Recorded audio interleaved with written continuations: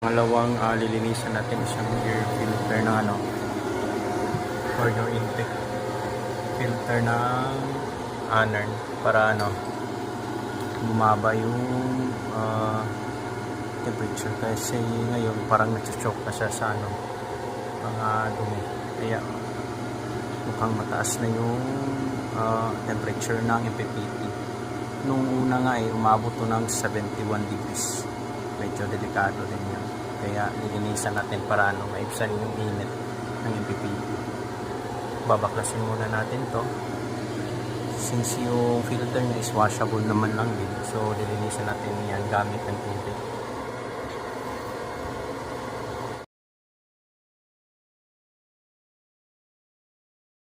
Ito, nabaklas ko na siya. Ano talaga yung filter niya.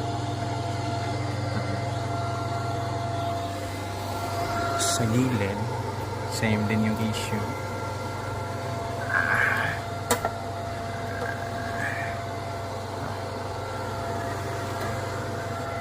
Medyo madumi nga lang to kasi may tinatrabaho ngayon sa labas, kaya umihigop ng mga semento. Update ko lang kayo pag natapos na itong malinisan ng tubig. Ito yung mga filter pagkatapos malinisan ng tubig. Kasi dito din sa gilid, kinuhan ko na din ng mga alikabok. Tapos i-install natin ulit yung filter.